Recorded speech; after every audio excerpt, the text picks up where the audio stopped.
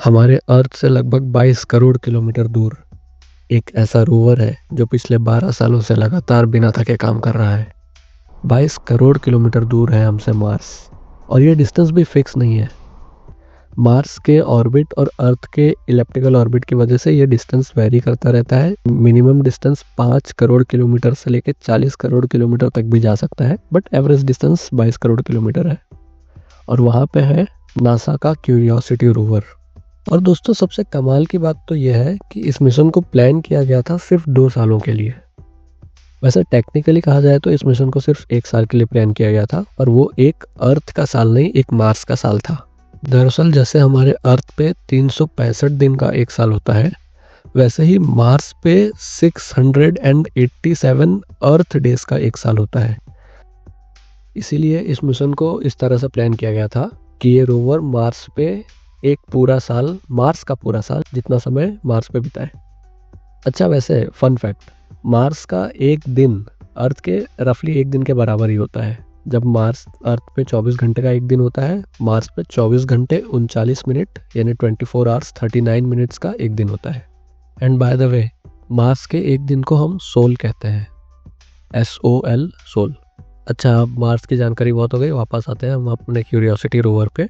दरअसल साल 2004 में नासा ने ये डिसाइड किया कि हम मार्स पे एक लेबोरेटरी बनाएंगे, और इस पूरे मिशन का नाम रखा गया मार्स साइंस लेबोरेटरी। और इसी मिशन के अंदर ये क्यूरियोसिटी रोवर मार्स पे भेजा गया।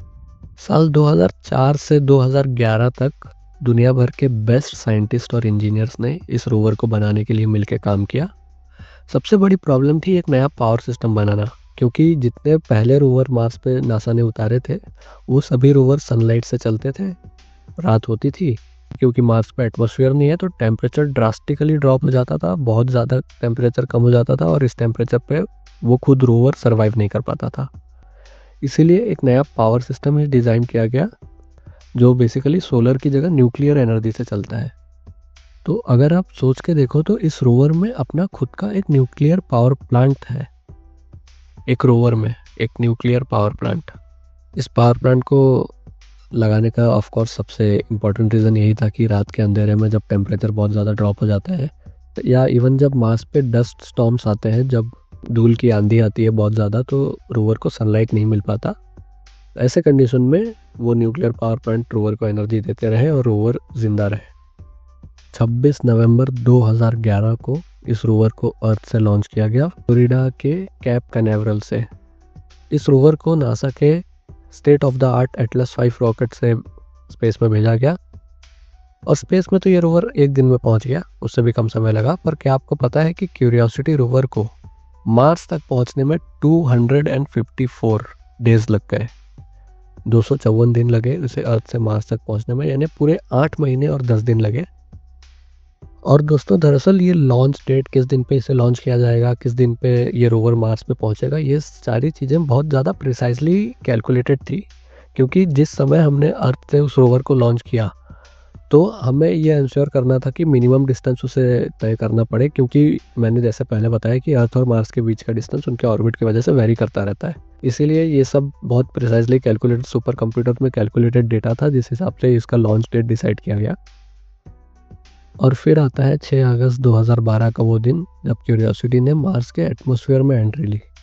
और दोस्तों, जिस तरह इस रोवर के लिए बिल्कुल एक नया पावर सिस्टम डिज़ाइन किया गया, वैसे ही इस रोवर को मार्स के सरफेस पे लैंड कराने के लिए भी एक नया टेक्निक डेवलप किया साइंटिस्ट ने। उसका प्राइमरी रीज़न ये था कि ये रोवर लगभग 900 किलो का है। इतने बड़े रोवर को आप पैराशूट से नहीं उतार सकते। इसीलिए इस रोवर को मार्स के सरफेस पे लैंड कराने के लिए नासा ने बिल्कुल एक नया स्काई क्रेन सिस्टम डेवलप किया। ये सिस्टम कैसे काम करता है ये आप यहाँ देख सकते हैं। क्यूरियोसिटी को पैराशूट की मदद से पहले स्लो किया गया, उसकी स्पीड कम की गई, और फिर केबल्स के थ्रू इसे सरफेस पर जेंटली लैंड करवाया गया।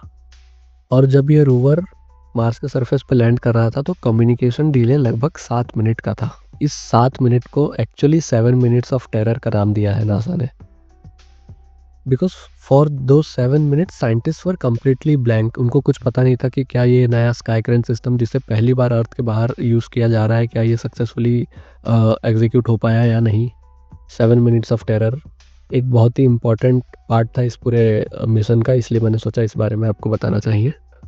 अच्छा, वैसे इस मिशन के ऑब्जेक्टिव्स के बारे में बात की जाए तो इस मिशन का सबसे प्राइमरी ऑब्जेक्टिव ये था कि हमें ये पता लगाना है कि क्या मार्स पे कभी किसी ज़माने में पानी हुआ करता था। आज तो हम जानते हैं कि मार्स पे कोई एटमॉस्फेयर नहीं है, इसीलिए वहाँ पे पानी बिल्कुल होना इम्पॉसिबल है। पर साइंटिस्ट का ऐसा मानना था कि शायद किसी ज़माने में मार्स पे एक एटमॉस्फेयर था और इसीलिए मार्स पे अ, पानी या लिक्विड अवेलेबल था। जब इस रोवर ने मार्स पे कदम रखे तो इसने ये कंफर्म किया कि मार्स की मिट्टी पे पानी के निशान मिले हैं। पानी के निशान मतलब जब नदी या कोई वाटर बॉडी किसी जगह से किसी लैंड से फ्लो करती है तो अलग तरह के पैटर्न्स बना देती है।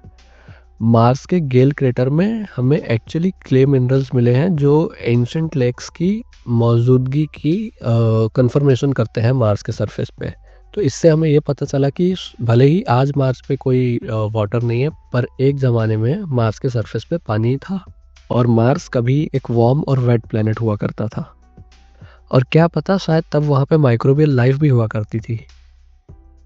अब ऑफ कोर्स क्यूरियोसिटी को मार्स पे कोई एलियन, कोई लिविंग क्रीचर तो नहीं मिला, भले ही वो माइक्रोबियल फॉर्म में ही हो, हमें कुछ नहीं मिला, लेकिन हमें ऑर्गेनिक मॉलिक्यूल ज़रूर मिले हैं जो लाइफ के बिल्डिंग ब्लॉक्स होते हैं।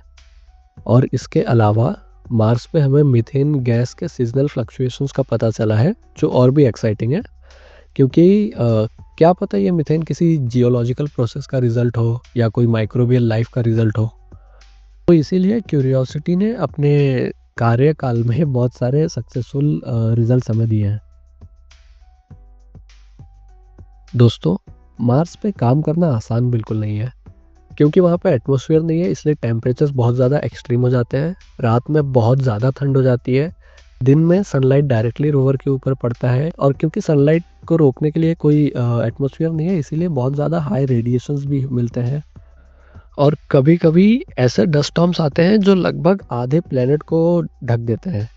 ये क्यूरियोसिटी रोवर का आरटीजी पावर सिस्टम और उसका एडवांस डिज़ाइन ही है जिसकी वजह से ये रोवर आज तक जिंदा बचा है और ये रोवर आज तक सक्सेसफुली काम कर रहा है मार्स के सरफेस पे। अच्छा, और एक बात कि इस रोवर का सॉफ्टवेयर इस तरह से डिज़ाइन किया गया है कि इस रोवर को एक्चुअली बहुत ज़्यादा ऑटोनॉमी दी गई है। मतलब ये रोवर अपने डिसीजंस खुद ले सकता है कि इसे किस डायरेक्शन में जाना है, कितने दूर तक जाना है, किस दिन क्या मिशन एग्जीक्यूट करना है, किस दिन सैम्पलिंग करना है, किस दिन कुछ नहीं करना है। ये सारे डिसीजंस ये रोवर खुद ले सकता है। तो ऐसा नहीं है कि कोई रिमोट कंट्रोल से यहाँ अर्थ पे बैठे-बैठे इस रोवर को चला रहा है। इस बात के लिए बहुत ज़्यादा थैंकफुल होना चाहिए कि इस क्यूरियोसिटी रोवर ने हमें हमारे रेड प्लैनेट का सिर्फ एक ग्लिम्प्स नहीं दिया, बल्कि बहुत सारी ऐसी कहानियाँ सुनाई हमें उस प्लैनेट के बारे में, बहुत सारी नई-नई चीज़ें हमें उस प्लैनेट के बारे में बताई जो शायद कभी किसी ने सोची भी नहीं थी। और ये मिशन सिर्फ एक शुरुआत है। मार्स का सफ़र तो अभी बहुत दूर है। इसरो ने भी मार्स पे मंगलयान भेजा था, बहुत सक्सेसफुल मिशन था। फर्स्ट अटेम्प्ट में मार्स पे एक ऑर्बिटर भेजने वाला इंडिया दुनिया का पहला कंट्री बना। इसके अलावा मंगलयान 2 भी प्लान्ड है जो अगले कुछ सालों में ही एग्जीक्यूट होने वाला है, तो उसके लॉन्च पर भी हमारी नज़र बनी रहेगी। ऐसे ही space related mind blowing facts जानने के लिए चैनल को सब्सक्राइब। बहुत बहुत धन्यवाद। Love you.